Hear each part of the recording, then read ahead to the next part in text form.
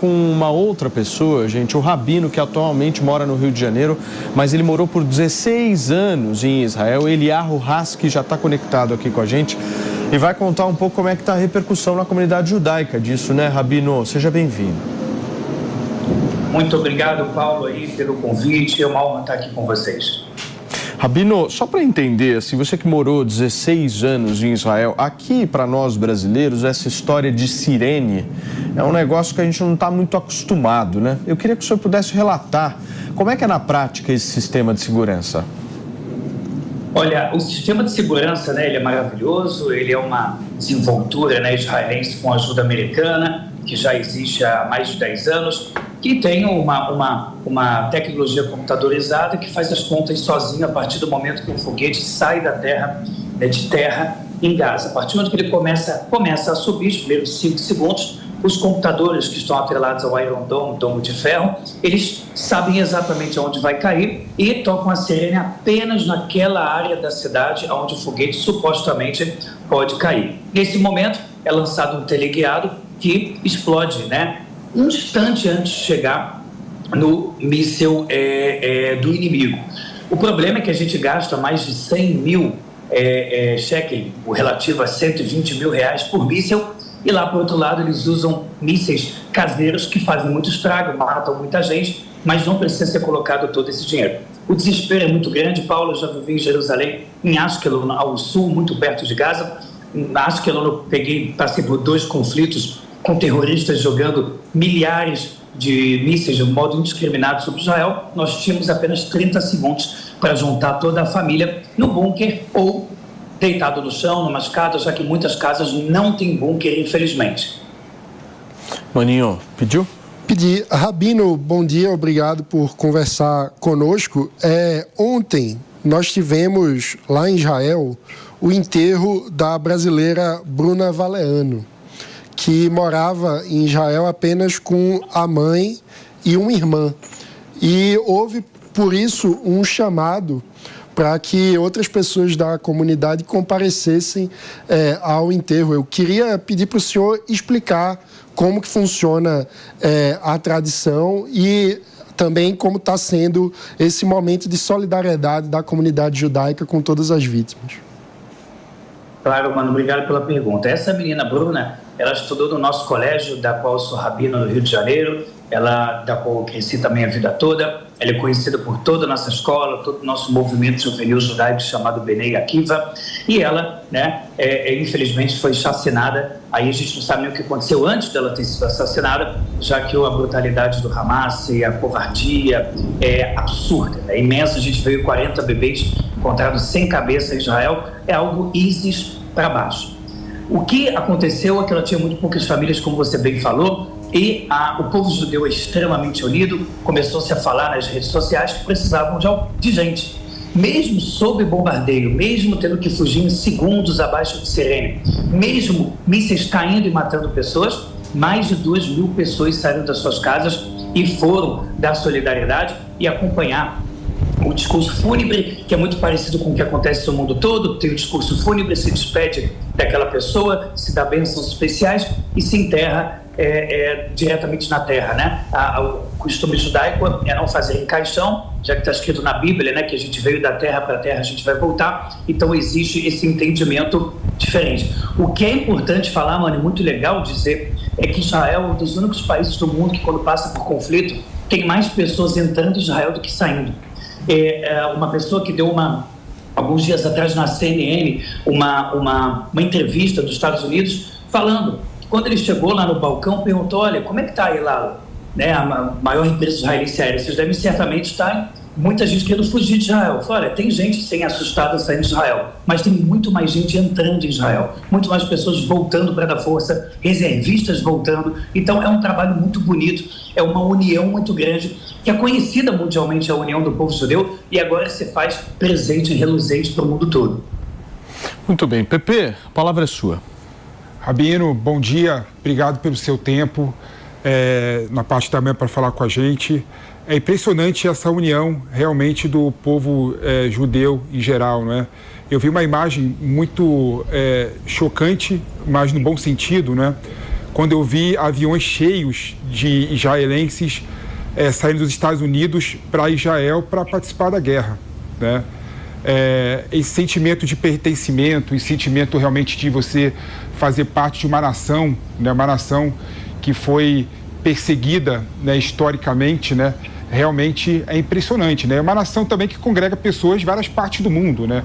Muitos brasileiros, a gente fala com muitos brasileiros diariamente do Brasil que são judeus, estão em Israel, né? E se sentem como parte de Israel e que não querem sair de lá, né? Querem continuar lá, porque eles sentem que Israel faz parte intrínseca dele, né? Eu queria que você falasse também um pouco desse sentimento mesmo, né? Como é que você vê isso e como você acha que isso pode afetar o povo de Israel em geral no futuro, né? Porque apesar de vocês viverem constantemente em conflito, né? Esse conflito foi diferente dos outros, né? Mataram 1000 pessoas de forma covarde em Israel, não é? E a guerra não tem prazo para terminar, né? Essa guerra pode demorar meses, pode demorar anos, né? É impressionante, né? Olha, realmente é impressionante, Pepe, essa questão da união, ela se faz muito necessária. Casos inacreditáveis, que são reservistas de 95 anos, colocou a sua farda e foi se apresentar para ajudar, nem que seja na cozinha. A gente tem idosos de 75 anos que se juntaram para serem os primeiros aí ao kibbutz após aquela chacina do pai do Alok, que teve toda aquela festa que foi feita ligada ao pai do Alok, aquela rave. E idosos de 75 anos pegaram as suas armas que tinham em casa e foram lá e conseguiram eliminar 17 terroristas, salvaram muitas pessoas. Então essa ideia de você, quem salva uma vida é como se estivesse salvando o mundo todo, que é uma frase da nossa Torá oral, ela se faz realmente de verdade.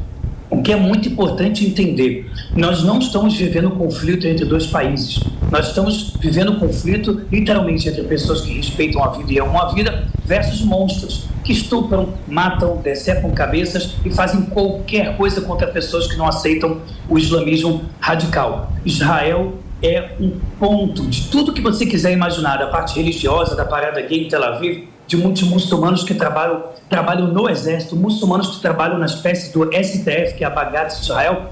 Em Israel, você tem tudo que você pode imaginar, inclusive agora, israelenses estão revoltados como eu também, porque terroristas que foram feridos em Israel estão sendo tratados nos hospitais. Acho que nós perdemos aqui a conexão com o Rabino. Voltou, Rabino. Perdeu rapidinho a conexão, sim. Agora voltou. Obrigado. Então, terroristas que foram baleados dentro de Israel estão sendo cuidados em hospitais israelenses ao lado de vítimas do terror, o que eu sou completamente contra. Eu deveria devolver para o governo do Hamas, já que eles estão causando tudo isso.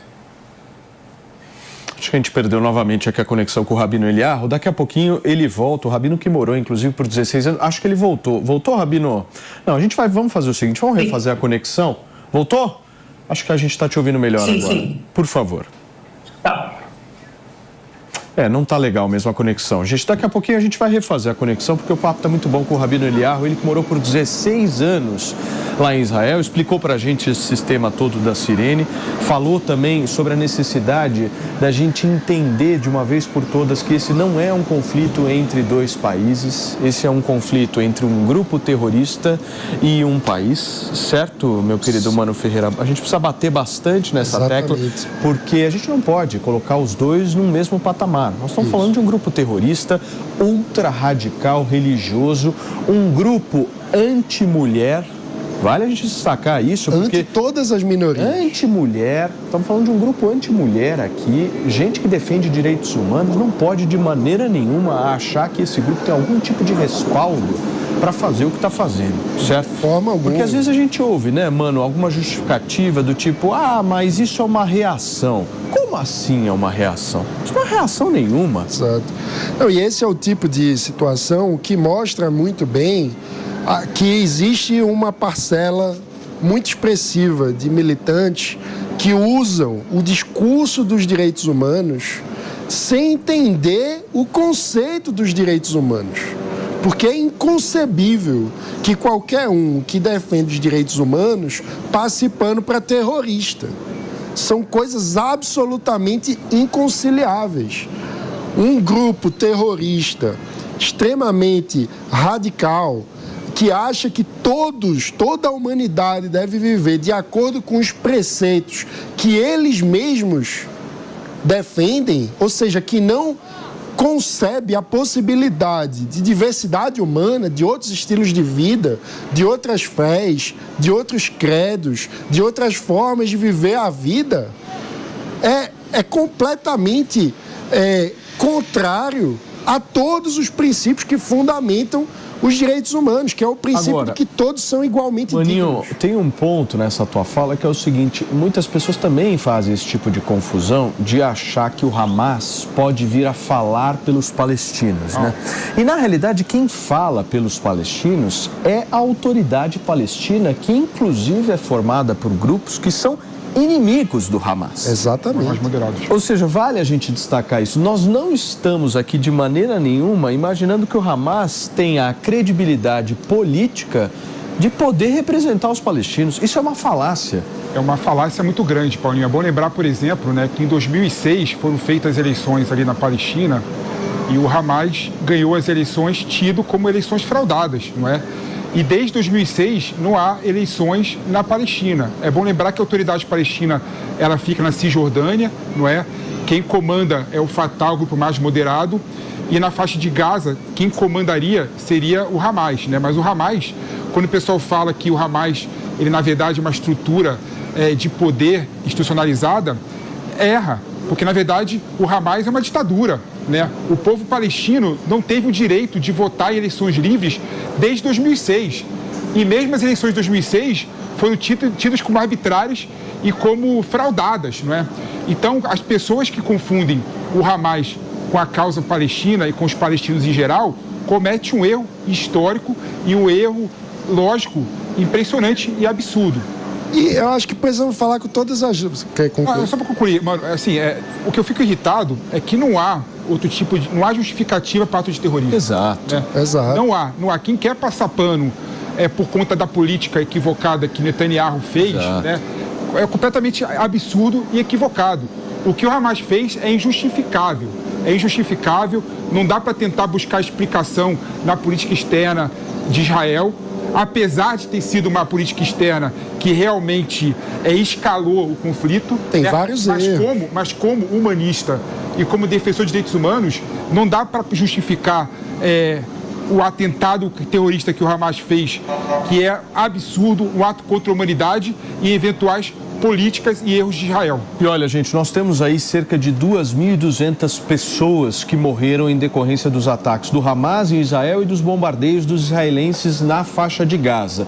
Em Israel, a gente está falando de 1.000 mortos e 2.700 feridos aproximadamente. Segundo o próprio Ministério da Saúde de Gaza, pelo menos 900 palestinos foram mortos e 4.500 estão feridos.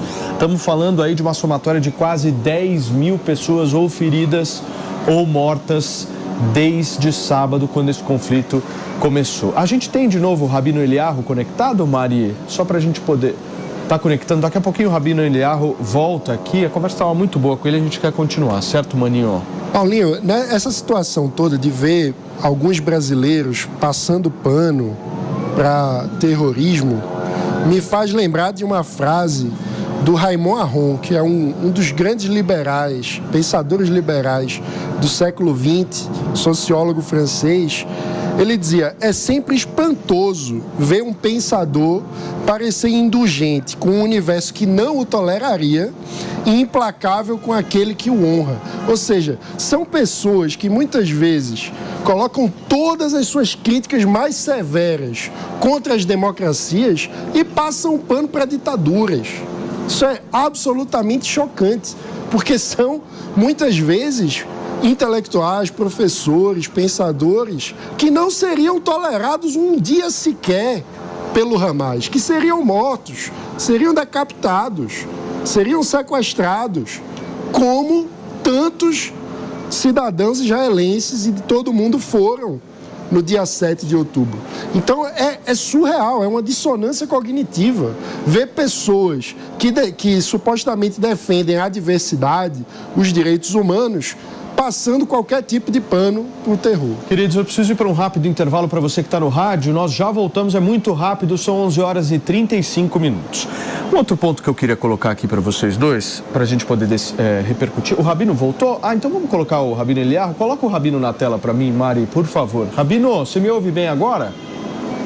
Escutando muito bem, Paulo. Perfeito. Vamos voltar àquela nossa conversa, porque a gente estava falando justamente dessa confusão, né, que existe em relação à credibilidade política que o Hamas possui de poder falar pela causa palestina. E a gente estava explicando justamente que a própria autoridade palestina, que é quem tem respaldo para falar pelos palestinos, é composta por grupos que são muito inimigos do Hamas, né? Então o Hamas é um grupo muito isolado, anti-mulher, ultra-religioso, um grupo radical que a gente precisa isolá-lo de todas as formas e não colocá-lo no mesmo balaio aí da causa palestina, né, Rabino? Paulo, com certeza a gente precisa entender. Acho que a conexão do Rabino não está muito legal. Rabino, você me ouve? Gente, infelizmente o Rabino Eliyahu está com problemas de conexão, mas a gente vai conseguir. O Rabino, com a força dele, vai conseguir, certo, Pepe? Escuta, vamos trazer um outro tema aqui para debate, que eu acho que é razoável, que me preocupa bastante, que é justamente a indefinição por parte da Arábia Saudita. Então falamos dos Estados Unidos, vocês deram uma baita de uma explicação aqui sobre o posicionamento americano para a gente. Falamos do nosso receio em relação à postura do Irã, mas eu acho que a Arábia Saudita, ela também é importante da gente comentar, porque ela estava, Maninho, acho que foi você que trouxe isso aqui hoje, num processo de aproximação americana, certo? Justamente no sentido de reconhecer Israel como um Estado. Chamados Acordos de Abraão. Exatamente. A minha dúvida para vocês é, ela permanece com o mesmo posicionamento? O que vocês acham? Essa é uma grande incógnita. Muitos analistas colocam que o Irã incentivou o atentado terrorista, inclusive o atentado teria sido decidido numa reunião com a participação do Irã, com o objetivo de impedir o avanço desse acordo, que pode significar um novo momento de paz naquela região.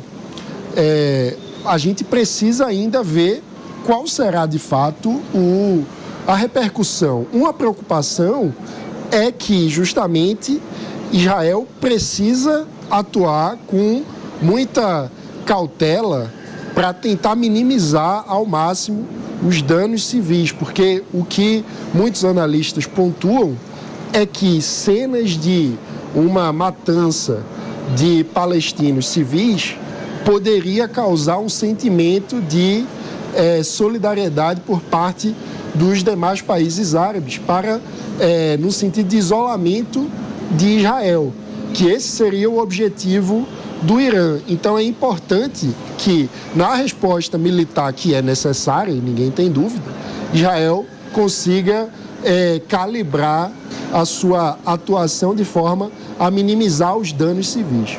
Fala, Pepe. Isso que o Mano falou é um ponto interessante, né? Vários especialistas estão falando que realmente o Hamas atacou Israel com apoio do Irã para impedir o tratado entre a Arábia Saudita e Israel. Mas, na minha opinião, pode ter um efeito contrário, né? A Arábia Saudita, ela está buscando sempre a propaganda do regime dela, mostrando que o regime dela não é tão autoritário como dizem. Fez uma política muito grande de trazer esportistas do mundo todo para a Arábia Saudita.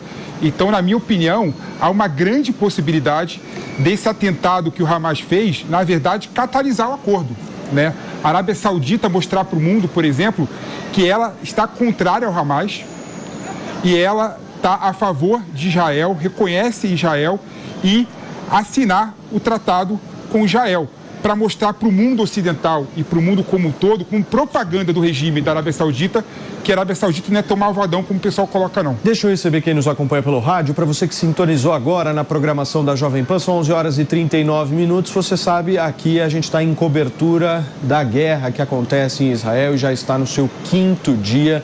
Nós temos hoje diversas notícias preocupantes em relação ao conflito, inclusive a de que brasileiros estão entre os reféns do Hamas, os cerca de 150 reféns aí que o Hamas disse que possui, inclusive, segundo a própria organização teria colocado as pessoas em túneis que eles dizem seguros na própria faixa de Gaza. Imagens recuperadas aí de todos os destroços, a destruição completa, a violência, muita fumaça, escombros, pessoas sobre esses escombros sem saber o que fazer, pessoas que residem ali na região. Eu vi recentemente até um vídeo de uma brasileira que mora ali na faixa de Gaza, extremamente emocionante, da situação complexa, né, gente, que é justamente viver num estado de guerra dessa forma que vocês podem ver por aqui. Agora, uma outra dúvida que também surge é sobre essa postura de Israel, né? Porque o PP trouxe a informação aqui de que o ministro israelense disse que vai começar a incursão por terra. Quando que você falou?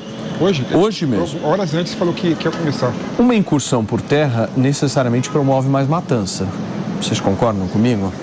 Significa que é a postura de Israel justamente... Agora eu vou cantar em hebraico, vamos ver você. De uma resposta rápida, forte por parte de Israel, mas que vai promover violência, né? Agora, Paulinho, um ponto interessante que essa guerra envolve muito uma questão psicológica.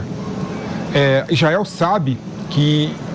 Hamas sabe que Israel vai fazer uma contraofensiva, né? Israel sabe que o Hamas, teoricamente, está esperando Israel chegar numa incursão terrestre. Então, talvez essa guerra de nervos, o ministro das Relações Exteriores de Defesa de Israel falando que vai fazer o ataque por terra, seja para criar realmente uma apreensão no Hamas, né? Talvez ele queira criar uma guerra psicológica para atacar daqui a uma semana, mas Hamas achar que está atacando, imediatamente agora, né? Ou seja, então está tendo uma guerra psicológica entre os dois lados que faz parte da guerra, faz parte da questão da guerra, né? Porque Israel sabe que Hamas está esperando ele. Hamas sabe que Israel vai fazer incursão terrestre. Ou seja, esse jogo aí é um jogo que vai ser definido nos próximos dias. Gente, o Rabino Eliyahu está conectado novamente. Rabino, tomara que agora dê certo. Sim, Paulo, estamos juntos. Agora sim. A gente estava falando sobre essa resposta de Israel. Rabino, eu queria que você pudesse comentar como é que você está vendo ela. Bom, eu acredito que Israel tem que continuar, né, de forma intensa atacando o Hamas. A gente não está falando de povo árabe, povo judeu. Eu mesmo venho de uma família... Eu mesmo venho de uma família árabe, da minha mãe vem do Egito.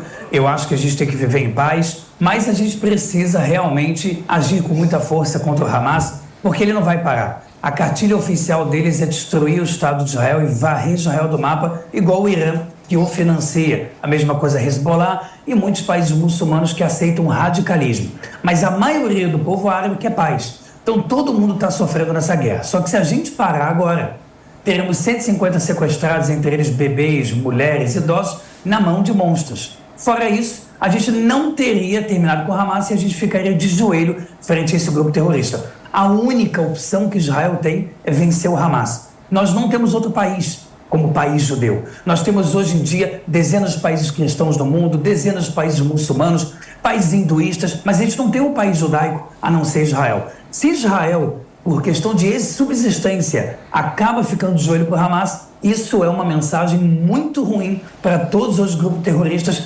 principalmente para o Irã. Por isso que chegou a hora da gente terminar com o Hamas e libertar dessa forma os árabes desse sofrimento que é uma mulher sair sem burca e ser executada, casal gay, quando é descoberto, é jogado de prédios. Então, tudo isso precisa terminar. O ser humano não aguenta ver isso e dormir naquela noite. Fala, Mano. Rabino, a gente viu hoje a publicação de uma nota pelo presidente Lula fazendo um apelo em nome das crianças que estão no conflito. Tanto as crianças que são reféns do Hamas, como as crianças que vivem na região de Gaza, que está na iminência de uma incursão terrestre. Eu queria ouvir a opinião do senhor sobre um possível cordão humanitário que preserve as crianças, que ajude a retirar as crianças do território. Qual a sua visão sobre isso? A minha visão é que o Brasil, né, o governo brasileiro, deveria primeiramente criticar de forma veemente e não ficar passando pano, mudando palavras, indo para trás, fazendo essa dancinha política, porque no fundo sabe que o governo é amigo do Irã, o governo recebe parabéns do Hamas, a gente sabe qual é a ligação do governo brasileiro com os terroristas e essa visão, né, todo esse flerte, essa mistura de socialismo com terrorismo que às vezes tenta um se conectar com o outro. Então, o Lula está fazendo só o papel dele, pelo menos ele está sendo fiel ao que ele é. Agora, o que a gente... Por favor, Rabino, por favor, pode seguir. Então, o que a gente espera é que o presidente do Brasil, o governo brasileiro, fale de forma dura contra o terrorismo. Porque quando a gente coloca desse jeito, pessoal, vamos parar, cuidado, as crianças dos dois lados, a gente está dizendo, em outras palavras, o quê? Que se Israel botar um cessar-fogo, como a situação vai ser, qual vai ser o dia seguinte, o que vai acontecer com esses 150 sequestrados, o que vai acontecer com Israel daqui a uma semana, um mês. Poucas pessoas querem saber o que vai acontecer. Porque quando acontece uma guerra grande em Israel, ela vira foco do mundo. Mas os problemas do dia a dia com o terrorismo, quem tem que lidar é só Israel. Então, quando chega um momento da gente estar vivendo uma situação de sobrevivência, eu acho que ninguém melhor do que a própria sociedade israelense e o exército de Israel entendeu o que precisa fazer. Não é hora agora da gente falar que por causa das crianças a guerra tem que acabar. Na minha opinião, é o contrário. Por causa do bem das crianças, a guerra precisa continuar para destruir o Hamas. Ninguém quer guerra por guerra. Ninguém aqui está falando de guerra territorial. Até porque a ONU, quando em 47, propôs, né, o Estado judaico palestino, os judeus aceitaram a partilha. Depois, quando os judeus em 67 foram bombardeados, em 73 em Yom Kippur, todas as vezes Israel falou, vamos dividir. Arafat, ninguém. Ou é tudo ou é nada. Ou é vocês para o mar, ou a gente não aceita. Israel perdeu a paciência, porque se a gente continuar nessa brincadeira, a gente termina. Então não dá para ficar nessa coisa de... A pessoa que fala de uma forma muito geral, eu sou contra tudo isso, tudo tem que acabar, como se num passe de mágica tivesse como resolver. A grande verdade é que se alguém tivesse uma criança, ainda mais uma filha, sendo estuprada agora em Gaza, com certeza não falaria uma frase do tipo, pessoal, vamos parar, amor, vamos soltar pombas, cuidar. Não, agora a gente precisa libertar os nossos reféns, a gente precisa esmagar o terrorismo e isso é libertar os árabes de toda a execução que eles vivem. Para dizer para vocês que ontem teve já uma pequena manifestação em Gaza de pessoas contra o Hamas, lá é Coreia do Norte. Para as pessoas tentarem fazer uma manifestação é porque eles estão desesperados. E a maior atitude de bondade nossa entre as pessoas de bem é mostrar repúdio total ao Hamas e vitória contra o terrorismo. Muito bem, Rabino, eu vou pedir para você continuar aqui com a gente, porque a gente vai conversar agora com o nosso correspondente internacional, porque